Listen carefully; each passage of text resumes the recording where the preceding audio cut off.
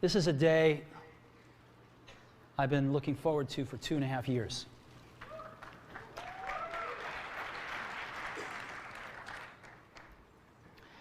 Every once in a while, a revolutionary product comes along that changes everything.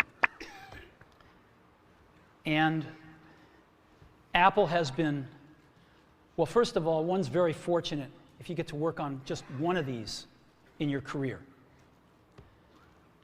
Apple's been very fortunate. It's been able to introduce a few of these into the world. In 1984, we introduced the Macintosh. It didn't just change Apple, it changed the whole computer industry.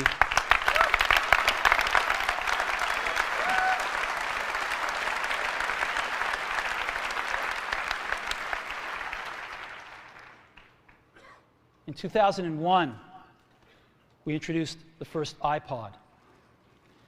And it didn't just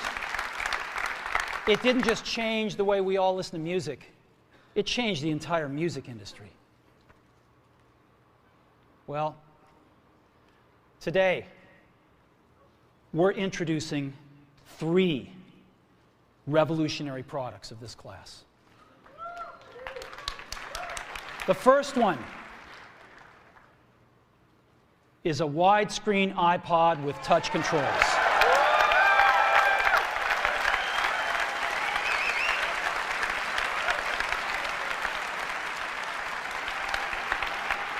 The second is a revolutionary mobile phone.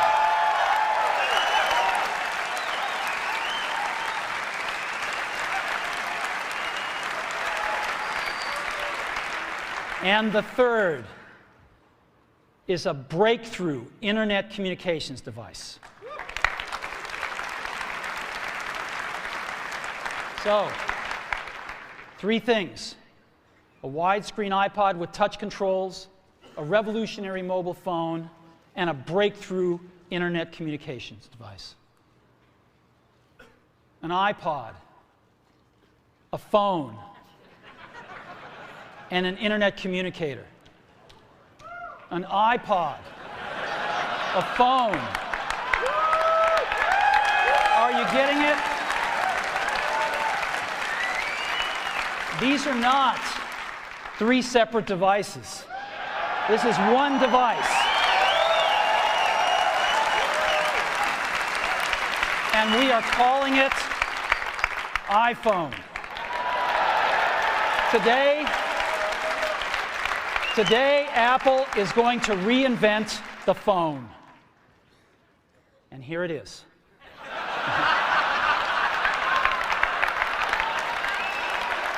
No. Actually, here it is, but we're going to leave it there for now. So, before we get into it, let me talk about a category of things. The most advanced phones are called smartphones, so they say. And they typically combine a phone plus some email capability, plus they say it's the internet, sort of the baby internet, into one device, and they all have these plastic little keyboards on them. And the problem is that they're not so smart, and they're not so easy to use. So if you kind of make a Business School 101 graph of the smart axis and the easy-to-use axis, phones, regular cell phones, are kind of right there. They're not so smart, and they're not so easy to use. But smartphones are definitely a little smarter, but they actually are harder to use. They're really complicated. Just for the basic stuff, people have a hard time figuring out how to use them. Well, we don't want to do either one of these things. What we want to do is make a leapfrog product that is way smarter than any mobile device has ever been and super easy to use. This is what iPhone is. Okay? So, we're going to reinvent the phone. Now, we're going to start with a revolutionary user interface. Is the result of years of research and development. And, of course, it's an interplay of hardware and software. Now, why do we need a revolutionary user interface? I mean, here's 4 smartphones, right? Motorola Q, the BlackBerry, Palm Treo, Nokia E62, the usual suspects. And what's wrong with their user interfaces? Well, the problem with them is really sort of in the bottom 40 there. It's this stuff right here. They all have these keyboards that are there whether you need them or not to be there. And they all have these control buttons that are fixed in plastic and are the same for every application. Well, every application wants a slightly different user interface, a slightly optimized set of buttons just for it. And what happens if you think of a great idea 6 months from now? You can't run around and add a button to these things. They're already shipped. So what do? It doesn't work because the buttons and the controls can't change. They can't change for each application, and they can't change down the road if you think of another great idea you want to add to this product. Well, how do you solve this? It turns out we have solved it. We solved it in computers 20 years ago. We solved it with a bitmap screen that could display anything we want, put any user interface up, and a pointing device. We solved it with the mouse, right? We solved this problem. So how are we going to take this to a mobile device? Well, what we're going to do is get rid of all these buttons and just make a giant screen. A giant screen. Now, how are we going to communicate this? We don't want to carry around a mouse, right? So what are we going to do? Oh, a stylus, right? We're going to use a stylus. No. No. Who wants a stylus? You have to get them and put them away and you lose them. Yuck. Nobody wants a stylus. So let's not use a stylus.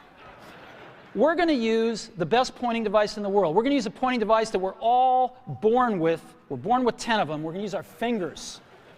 We're going to touch this with our fingers. And we have invented a new technology called multi-touch, which is phenomenal. It works like magic. You don't need a stylus. It's far more accurate than any touch display that's ever been shipped. It ignores unintended touches. It's super smart. You can do multi-finger gestures on it. And boy, have we patented it.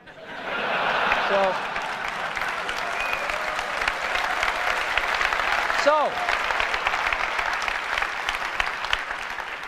we've been very lucky to have brought a few revolutionary user interfaces to the market in our time. First was the mouse. The second was the click wheel. And now we're going to bring multi-touch to the market. And each of these revolutionary user interfaces has made possible a revolutionary product.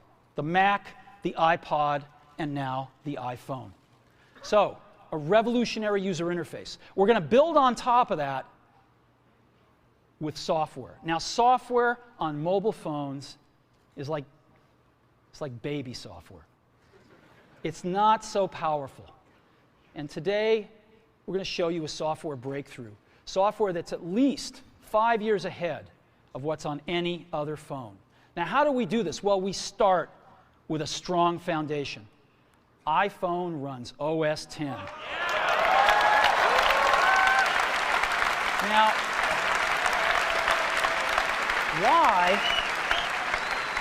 why would we want to run such a sophisticated operating system on a mobile device? Well, because it's got everything we need.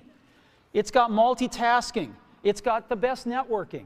It already knows how to power manage. We've been doing this on mobile computers for years. It's got awesome security. And to write apps, it's got everything from Cocoa and the graphics, and it's got core animation built in, and it's got the audio and video that OS X is famous for. It's got all the stuff we want, and it's built right in to iPhone. And that has let us create desktop-class applications and networking, right?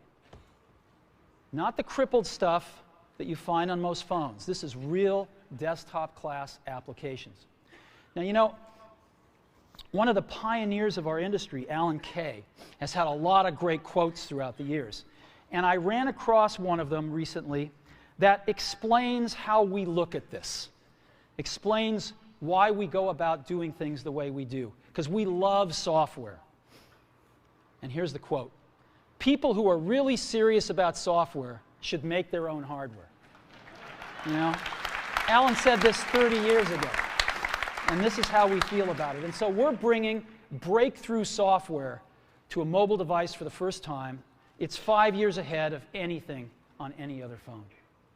The second thing we're doing is we're learning from the iPod, syncing with iTunes. You know, we're going to ship our 100 millionth iPod this year, and that's tens of millions of people that know how to sync these devices with their PCs or Mac and sync all of their media right onto their iPod, right? So you just drop your iPod in, and it automatically syncs. You're going to do the same thing with iPhone.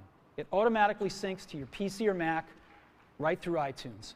And iTunes is going to sync all your media onto your iPhone, your music, your audiobooks, podcasts, movies, TV shows, music videos, but it also syncs a ton of data.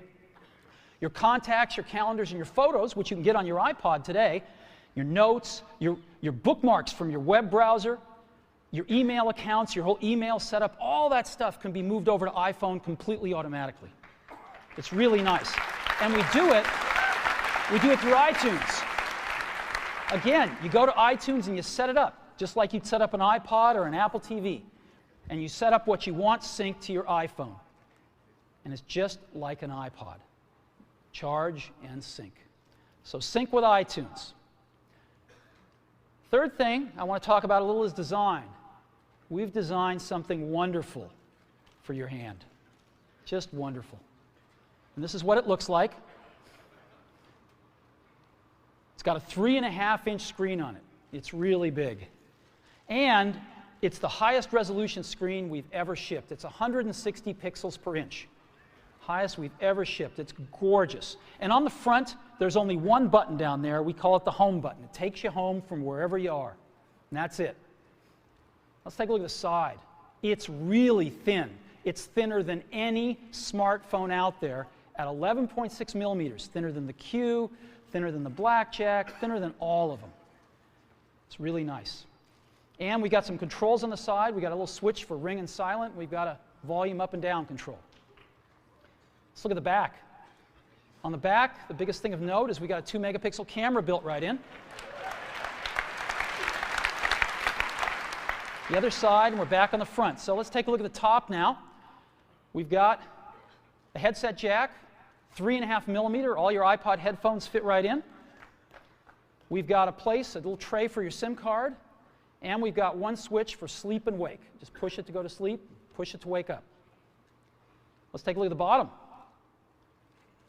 We've got a speaker, we've got a microphone, and we've got our 30-pin iPod connector. So that's the bottom. Now, we've also got some stuff you can't see. We've got 3 really advanced sensors built into this phone. The first one is a proximity sensor. It senses when physical objects get close. So when you bring iPhone up to your ear to take a phone call, it turns off the display and it turns off the touch sensor instantly. Well, why do you want to do that? Well, 1, to save battery, but 2, so you don't get spurious inputs from your face into the touch screen. Just automatically turns them off, take it away, boom, it's back on. So it's got a proximity sensor built in. It's got an ambient light sensor as well. We sense the ambient lighting conditions and adjust the brightness of the display to match the ambient lighting conditions. Again, better user experience, saves power. And the third thing we've got is an accelerometer, so that we can tell when you switch from portrait to landscape.